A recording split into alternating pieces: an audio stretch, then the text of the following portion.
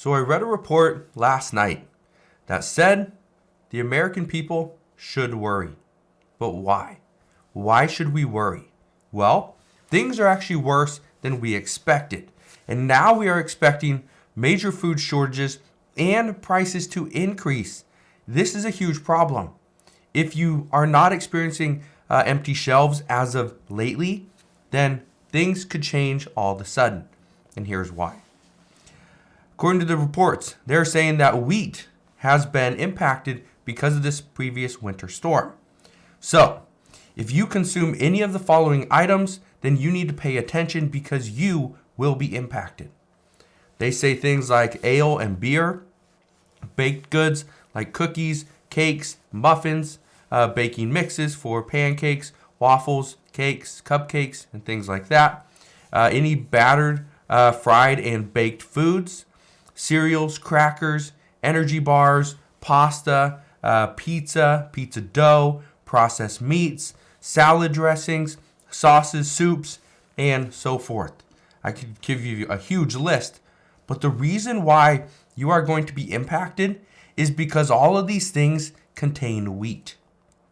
Now, this winter storm Elliott, that we just went through, that states are still digging out of, we saw people die, we saw homes collapse, we saw businesses freeze, okay? But the winter storm, this has projected to ruin up to 45% of the hard red winter wheat. And what's even scarier about this is that estimates now show that we likely lost 20 to 30% of wheat acreage for the year. 20 to 30%. That's not a small number. The U.S. produces roughly 1.65 billion bushels of wheat per year. They come from roughly 37.2 million acres. So, that 20 to 30% is 7.5 to 11.16 million acres. That could have been ruined. That is a substantial number, and this is going to change things. We're already seeing people planting, or farmers planting hybrid crops, right? It's a mix between, one item and another. We are seeing this exact same thing done with wheat. So, we are now coming up with new products to make do for what we are losing. It's interesting because we don't know anything about some of these hybrid crops. But not only are we seeing shortages of some of these products like wheat, we're already being told to expect higher prices on everything that contains wheat. Because again, we are not just seeing this here in the United States. We were told back in September, October of 2022, that we were going to have a very cold winter and prepare. Guess what? A lot of people didn't prepare. I can tell you for me personally, I prepared a little bit late. Yes, I was prepared, but prepared a little bit late. Now, I wasn't planting crops. Was I buying, extra food? Yes. Was I making sure I had, gasoline in, some gas containers? Yes. Did I have extra heaters and a generator and solar panels to power certain things? Yes. But I actually prepared a little bit late. Now, it's not just wheat though. Wheat is not the only issue. We saw cattle die because of the cold. Fruits and vegetables that were frostbitten are likely bad. And farmers are getting to the end of their rope.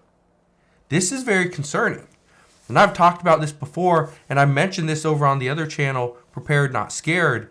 And if you aren't yet subscribed to Prepared Not Scared, I'll put a link to that channel down in the description box below. But go and check it out. That's where I'll do a little bit more discussions on food shortages and just preparing, just emergency preparedness and general preparedness, at that. But I have a lot of friends that are farmers that do run farms. Some in California, some over on the East Coast, a couple down over in Oklahoma, Texas as well.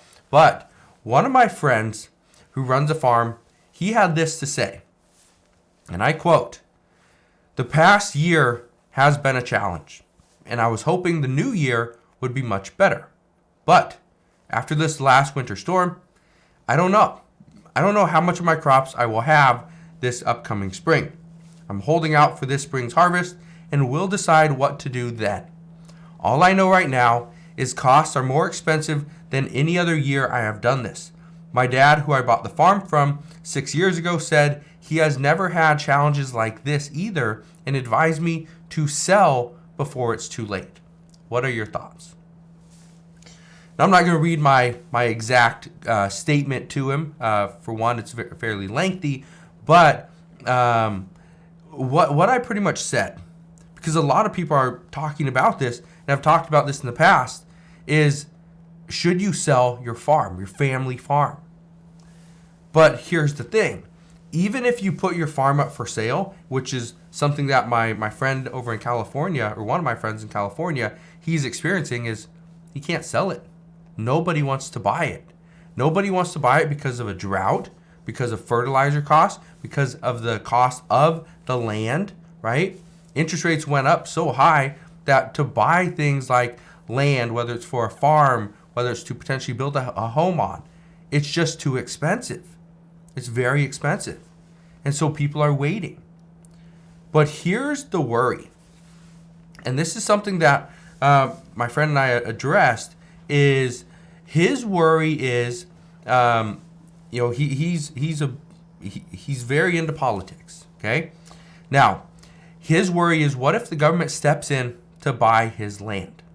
Because, and he brings this up because the government has already stepped in to buy some pieces of land, some parcels, some very large parcels in his area.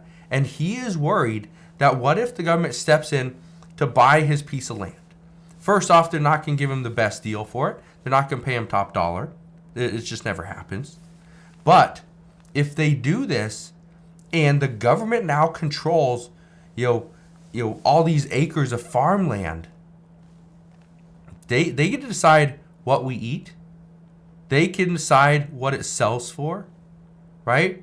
They would have a lot more control over what we do and what we, are able to consume.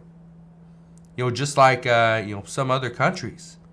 Remember when China was buying up all the products, all the food products, right? They were hoarding food. Yeah, that could essentially be us, where we have to cater to our government simply because they got the food. And if we want to eat, we got to do exactly what they say. So that is his worry. But let me know your thoughts on this as well. Do you think this could potentially happen? Is it already happening? Or are you worried that it might happen in the future? But one thing I can tell you is nobody was expecting Winter Storm Elliott to be as bad as it was. I can tell you from all my research that I was telling people to be prepared. We're going to have very cold winters, or a very cold winter. We're going to have a week of just misery in many parts of the country, right? Here in Washington State, it got very cold. We got snow. We got rain. We got a little bit of wind, right? Freezing roads. You look, here in the Seattle area, and you see people sliding down the streets because here in Seattle, we don't have the trucks. We don't have trucks that are going to go and put rock salt or sand down on the roads to make sure they're not slippery, right? We don't have that. We don't have that here, right? We got a few trucks, not enough to cover every single street. So that's very concerning. But again, this winter storm is going to cause food shortages. We are going to see empty shelves in some parts of the country, okay, mind you. But in almost every single part of the country, the projection is food prices are going to rise. Now, this is why it's worse than expected, because we were being told that food prices were going to continue to go up just a little bit for 2023.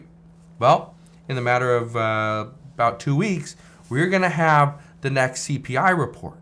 And when the next CPI report comes out, it's not going to show the food prices that we are expecting to see in 2023, because it's going to show the food prices for December of 2022. So, my best guess is the inflation report for January, which is going to come out in February, that's going to be much more telling. So as we get more information on that, I promise I will bring you that news as soon as we get it. I just wanted to share this with you because I was reading this report late last night, and I thought this was scary. This is scary that we lost potentially 30% of all our acreage, our wheat acreage for the year. That's a massive number. So again, make sure you subscribe so you never miss an update, and I'll see you guys on the next one.